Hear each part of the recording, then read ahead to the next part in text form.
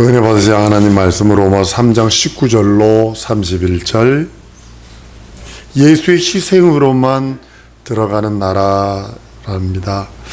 하나님 나라는 뭐냐면 오직 예수의 희생을 살찌고 피 흘린 공로를 믿는 자만 들어가는 나라입니다. 아담은요 선악과 사건으로 말미암아 죄를 짓게 됩니다. 그 죄로 인하여 하나님의 영광에 참여할 수 없고 하나님의 영광으로 나아갈 수도 없고, 그 전까지는 하나님의 음성이 참 듣기 좋고 함께하는 것이 좋았으나 아담이 죄를 딱 범하니까 하나님이 있는 것 자체가 부담이 되고 숨어버리다는 거죠. 그렇게 에덴 동산 주위에 살아야 되는데 자꾸 에덴 동산 그것을 떠나서 동쪽으로 계속 도망간다는 거죠. 죄를 범하면 하나님이 무섭습니다. 그리고 자꾸 타협을 합니다. 누구도 그랬고 내 환경이 이러니 그냥 회개하면 되는데 한번 따라 하십시다. 예수 이름으로 예수 피로 회개하리라. 죄는 회개하면 되는데 자꾸 어떻게 하냐면 사람들은 누구도 그랬어, 나쯤이야 뭐, 그리고 위로받으려고 그런다는 거죠. 인생은 세상이라고 하는 그 환경, 에덴을 딱 떠나는 순간에는 엉겅퀴가 있는 세상이라고 하는 환경 속에 주어질 수밖에 없습니다. 그 안에서만 활동할 수밖에 없는 것을 보게 됩니다. 영의 세계인 하나님의 나라는요, 육안으로 볼 수도 없고 우리 귀로 들을 수도 없고 우리 손으로 만질 수도 없습니다. 하나님은 인간을 불쌍히 여기시고 사랑하십니다. 왜냐하면 참 사람이신 예수가 이 땅에 오실 길을 맞이할 자들이 인간이거든요. 예수가 이 땅에 오셔서 죽음을 맛보시려면 그 형상의 모양이 먼저 있어야 됩니다. 우리들이 먼저 있어야 합니다. 그렇기 때문에 그 모양을 따라 육체를 입고 오셔서, 하나님은 하늘에서는 죽을 수 없습니다. 하늘은 영원한 하나님의 생명만 있기에 하늘에서는 죽을 수 없어요. 하나님께 하늘을 지으시고 할 때에 이 음부까지도 같이 만들었다고 우리는 봐야 합니다. 그냥 하늘을 지으셨는데 그 하늘엔 죽음이 없어요. 그러니까 예수가 죽음을 맛보시기 위해서는 이 음부도 함께 그때 동시에 창조되었다고 보는 것이 적합한 창조론의 그런 내용이기도 합니다. 하나님의 능력으로 적극적으로 간섭하시기 시작을 하고, 그 간섭이 아들을 이 세상에 보내셔서 살찌고 피 흘리심으로 우리를 구원하시기로 하신 그 하나님의 사랑이기도 합니다. 하나님께서 예수를 보내셔서 화목제물로 삼습니다. 예수 피로 인류의 구원자가 되시고 구속사를 이루시고 인간을 값없이 의롭다 하셨다라고 성경은 로마서 3장 27절 이하에 24절 이하에 말씀합니다. 화목제물이 되셔서 우리를 위해 살찌고 피 흘려 주십니다. 우리는 믿음의 법 외에는 하나님께 나아갈 수 있는 인생은 아무도 없습니다. 오직 믿음의 법으로만, 오직 믿음의 법으로만 그 은혜로 말미암아 의롭다함을 받고 그 은혜로 말미암아 긍휼과 자비와 은혜와 은총을 받을 수 있다고 말씀하는 것입니다. 하나님께서는 독생자를 보내셔서 예수 피 흘리시고 아담의 죄를 구속하시고 아담의 후손, 그 후손들에게 믿음의 기회를 주셨어요. 한번 따라합니다. 나는 믿음의 기회를 받았다. 마지막 기회입니다. 이거 믿음의 기회를 받았어요. 왜냐하면 믿음으로 말미암아 의롭다함을 받고 믿음으로 말미암아 의롭다함을 받아서 하나님의 자녀 되는 권세가 있으니까. 그리고 하나님의 아들과 같은 대우를 받을 수 있어요. 그 믿음의 마지막 기회예요. 우리 육체에 있는 동안에 마지막 기회는 뭐냐? 내가 믿음으로 의롭다함을 받으며 동시에 하나님의 자녀와 같은 대우를 받을 수 있다는 거죠. 그 나라의 능력을 가질 수 있고 그 나라를 가까이 더 가까이 내 안까지 모실 수 있는 능력은 오직 믿음의 법으로만, 하나님이 주신 믿음의 기회, 이거 포기하면 다 포기하는 거예요. 가깝게 내게 접근해 오셔서, 그전에는 인생들이 도무지 하나님 앞에 아릴 수 없는 그런 여러 상황들, 죄의 담 때문에 가로막혀서 하나님과 나와의 상황은 멀고 아주 멀어서, 마치 부자와 나사로의 그 비유에서 우리와 너 사이에 구렁이 껴서 갈 수도 없고 올 수도 없어 하는 것처럼 죄의 담이 딱 가려 있어서 우리가 하나님 앞에 나갈 수도 없고 하나님이 우리들에게 더러운 인생들에게 오시지 아니하시는 그런 모습을 예수께서 살찌고 피 흘리시면 그 가교가 되어주시고 우리를 그 앞에 나아갈 수 있도록 만들어 주셨다고 말씀합니다. 하나님께서 우리의 마음을 두드리는 소리를 들을 정도로 아주 가깝게 서 있습니다. 계시록 3장 20절에 보면 볼지어다 내가 문 밖에 서서 두드리니 누구든지 내 음성을 듣고 문을 열면 내가 그에게 들어가 그로 더불었고 그는 나로 더불어 먹는다고 말씀하셔서 우리의 소리를 하나님이 들으시고 하나님의 그 음성을 우리가 들을 수 있는 그런 가까운, 아주 가까운 하나님의 그 뜻을 우리에게 전달시키고 우리의 뜻을 하나님께 아뢰 수 있는 그 정도 가깝게 밀접한 관계가 되어졌다고 성경은 말씀하고 있는 것입니다. 하나님의 그 나라가 일방적으로 우리들에게 밀고 들어옵니다. 그러기 위해서 하나님은 절대적인 희생이 품속에 있는 독생하신 아들을 내어주어서 십자가에 달지 아니하시면 도무지 그 하나님과의 가까운 그 간격, 그 갭을 넘어설 수가 없어요. 절대적인 일방적이고 절대적인 하나님의 희생, 그것은 아들을 죽이고 아들을 십자가에 달면서 아들을 십자가의 그 절규, 겟세마네의 그 절규 외면해야 된다는 사실입니다. 그래서 그 다음에는 뭐냐, 우리가 그 공로, 인생들이 그 공로를 외면할 때 이게 당할 형벌은요 너무 치명적인 거예요. 하나님이 우리를 구원하시기 위해서 아들을 십자가에 희생하면서까지 그 아들의 절규를 하나님 아버지가 외면했는데, 그럼에도 불구하고 우리들의 구원과 구속과 죄 용서와 거룩함과 하나님의 자녀되는 기회인 믿음의 기회를, 마지막 기회를 줬는데 그걸 포기하는 자는, 안 봐도 비디오 아닌가요 그거? 마지막 기회를 포기한 자가 하나님 앞에 살 기회가 어디 있을까? 여러분, 우리가요 예수 구원, 예수로 말미암아 우리가 구원받는 것은 창조에 속한 것이 아닙니다. 창조보다 더 월등하고 창조보다 더 위대하고 창조보다 비교할 수 없을 만큼의 놀라운 이적과 표적은 하나님의 아들의 희생입니다. 그거를 한번 따라합니다. 예수 희생을 나는 은혜로 받았다. 여러분들의 평생 주장해야 될 것이 뭐냐면, 나는 하나님의 은혜를 받은 자다.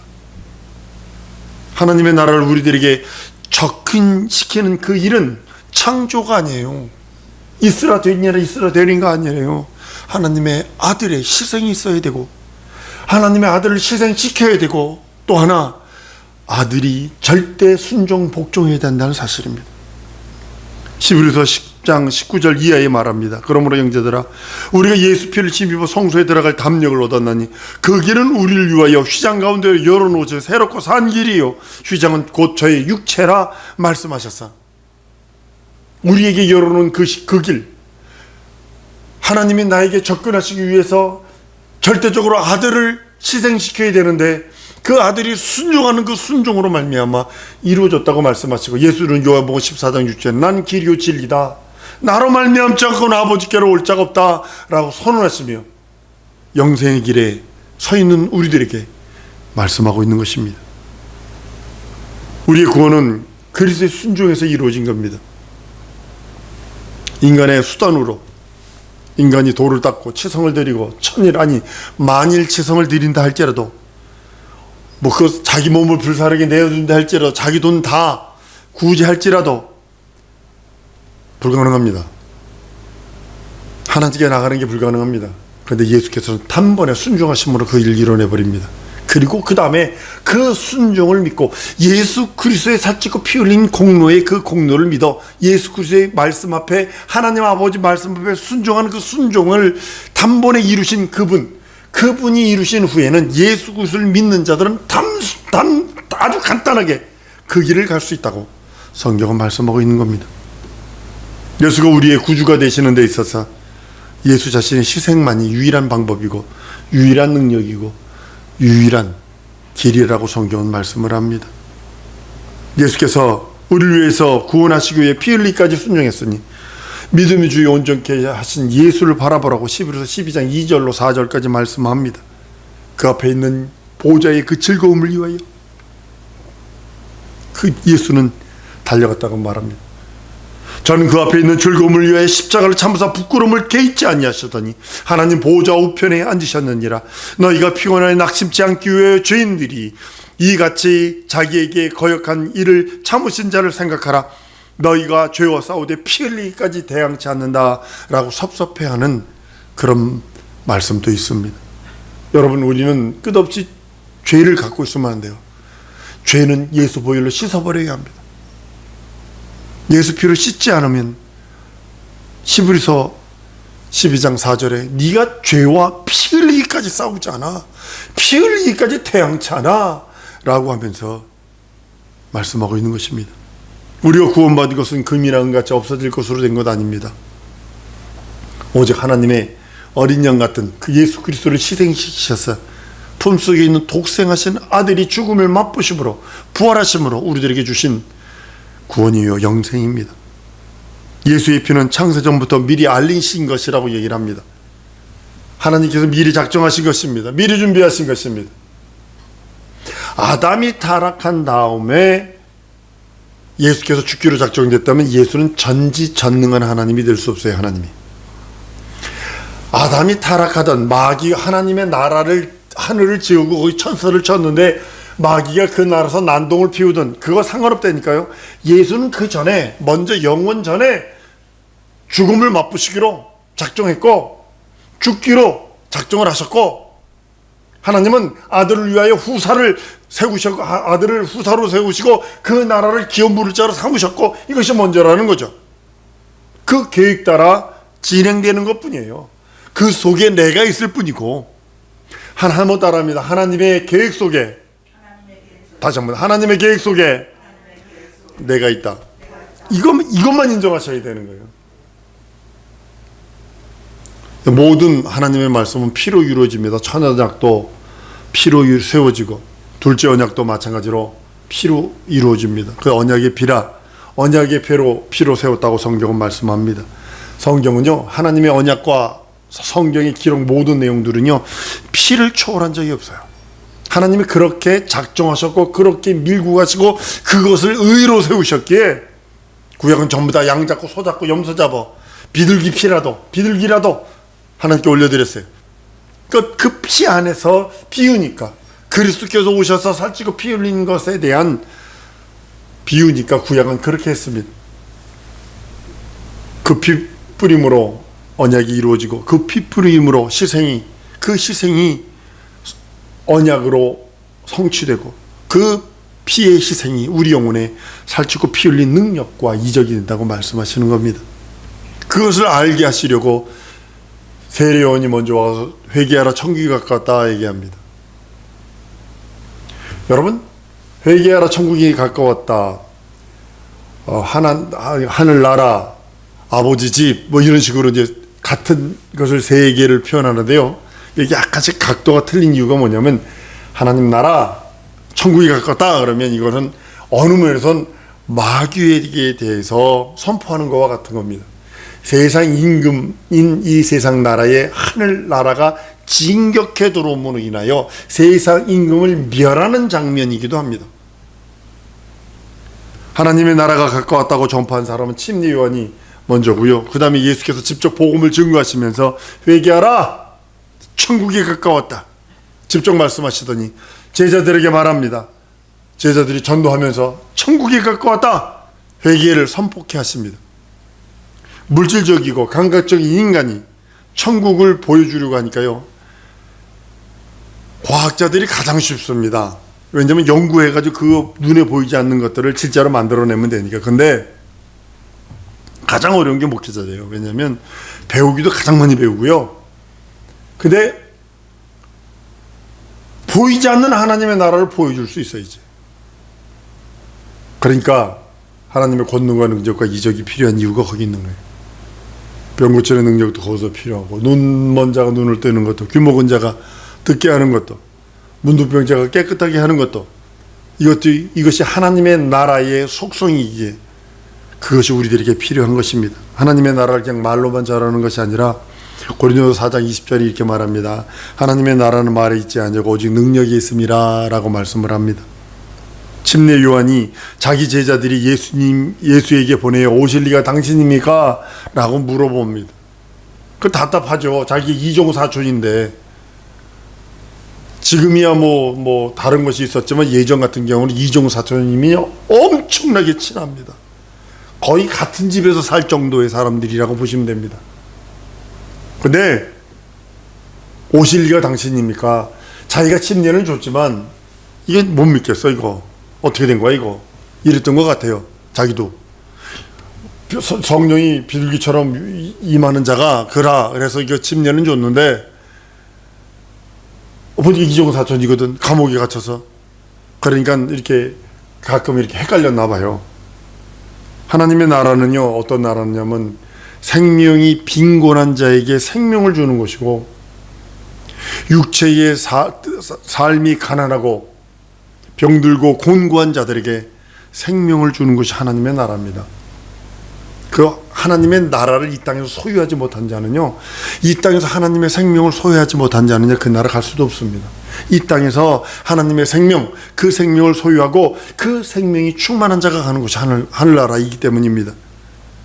예수의 복음을 갈구함이 없다면 사람들이 생에 애착도 없습니다. 그냥 막 삽니다. 막 삽니다. 그런 사람들은 하나님 나라 들어갈 수 없습니다. 도피성처럼 예루살렘 근동에 6개의 도피성을 두어서 오부지 중에 살인한 자가 그걸로 도망가면 살 수 있다고 얘기한 이유가 바로 거기 있는 것입니다. 삶의 애착. 내가 실수해서, 내가 연약해서, 육체가 연약하고 여러 상황이 연약해서 내가 넘어졌지만 나 살고 싶어요. 살고 싶어요.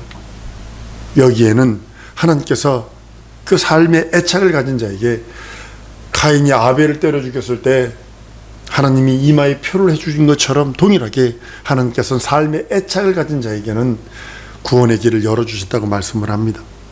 예수는 요한이 보낸 자에게 질문에 대해서 이런저런 얘기 안 합니다. 이런 이론 저런 이론 얘기하지 않습니다. 친히 그 생에 애착을 가진 자들과 가난한 자들에게 복이 임하고 복음이 전파되고 그 현장을 직접 보여줍니다. 하나님의 나라가 접근하면 인간에게 변화가 있습니다.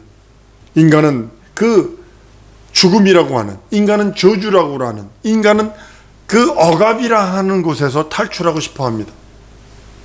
가장 저주스러운 구렁텅이, 그것이 죽음이거든요. 어느 면에서는 죽음은 끝난 거라고 생각을 하지만 그렇지 않습니다. 어떤 사람은 가난이 구렁텅이처럼 막, 우리 갈매리 살 적에 우리 그 동네 산 넘어 가면 거기 가면요, 그냥 이게 저주라는 거예요. 그 집을 하는 것마다 안 돼요. 하다못해 어떻게 됐냐면, 송아지를 키웠는데 도둑놈이 와가지고 소를 훔쳐간 게 아니라 뒷다리를 잘라갔어. 산채로 뒷다리를 잘라갔어. 이게 말이 안 되는 거예요, 이게.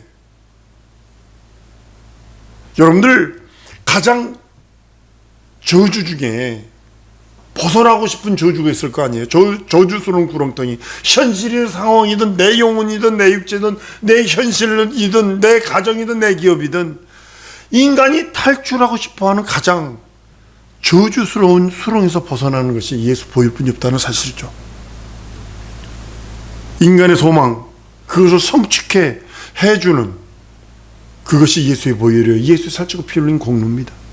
근데요, 그 저주의 구렁에서 빠져나오지 못하게 잡아당기는 것이 죄입니다. 그래서 한번 따라합니다. 예수 보혈로 죄의 문제를 해결받으리라. 이것이 끝없이 저주스러운 수렁궁텅이에서 나를 끝없이 잡아당기는 겁니다. 예전에 우리 어렸을 적에 타잔 영화가 있었습니다. 그러면 그 영화 소리 지르면서 막 그 사람 그러다 죽었대요. 자기가 진짜 타잔인 줄 알고 그러다 죽었대요. 미쳐가지고. 근데 잘생겼어요. 뭐 근육도 좋고요. 육체미해가지고. 근데 그 영화 보면 항상 뭐냐면 구렁텅이 그 늪지대에 가보면 꼬르르 이렇게 잠기는 게 있어. 그래서 주인공이 와가지고 또 이제 누가 와가지고 끈앞을 던져줘가지고 남대기 건져주는 거 있다고요. 마찬가지로요, 우리도 이 죄가요, 그런 진흙장 뻘창에 들어가 있는 수렁텅이 갇혀도 끝없이 거기서 잡아당기는 거예요. 죄의 문제를 해결하지 않으면요, 내 마음에 아무런 큰 소망, 아무리 큰 모든 것을 가졌을지라도 이 죄의 문제 때문에요, 우리 끝없이 구렁텅이로 밀어넣고 잡아당기는 저주스러운 것들이 죄의 문제입니다. 죄가 가로막혀서 인간이 하나님의 나라 들어갈 수 없고, 하나님의 거룩한 복, 신령한 복을 받을 수 없고, 하나님의 영원한 영생의 생명을 소유할 수 없어요. 윤리도덕적인 건 하는 거 얘기하는 게 아닙니다. 물론 그것도 회개해야 돼요. 그런데 하나님 없이 살려는 게 가장 큰 저주스러움이라는 거죠. 가장 큰 저주스러움. 하나님 없이 산다. 하나님 없이 살면요, 자동으로 따라오는 게 불순종, 불신앙, 불의가 따라오고요, 그 다음에 원불교가 따라옵니다. 원망하고 불평불만하고 교만하고 의심은 자동적으로 따라옵니다. 이것을 극복할 수 있는 유일한 방법, 하나님의 아들이 피 흘린 것뿐이 없어서 예수는 날 대신 살찌고 피 흘리셔서 나를 가로막고 있는 저주의 담, 사망의 담, 구렁텅이로 끝없이 밀어넣고 끝없이 물귀신처럼 끝없이 잡아당기는 구렁텅이에 있는 죄의 문제들을 예수께서 살찌고 피 흘리심으로 해결해 주셨기에 난 믿고 의지하는 거예요. 나는 끝없이 회개하는 거예요. 하나님 없이 산 것이, 텔레비 보다 보면, 연속극 보다 보면 30분, 1시간은 휙 지나가는데 기도하다 보면 5분, 10분이 힘들어. 왜 그럴까? 하나님 말씀 보는 것이 5분, 10분이 힘들어. 왜 그럴까? 우린 돌아봐야 된다는 겁니다. 육신의 저녁, 안목의 저녁 때문에 내 영혼의 일을 포기하지 마세요. 현실과 상황과 저주 때문에 영생의 문제, 영원한 하나님의 생명을 포기하지 마세요. 이 시간에 기도하십시다. 예수께서 나를 위해 살찌고 피 흘리심으로 주신 그 능력, 하나님 이제는 죄와 싸우되 피 흘리기까지 싸우기 원하오니 내게 지혜 주시고 성령 충만 주시고 은혜와 은총 주시고 능력을 함께 해주셔서 죄의 문제, 저주의 문제, 사망의 문제를 모두 끊어버리고 성령과 말씀과 진리로 충만하게 해달라고 다 같이 통성으로 기도하십니다.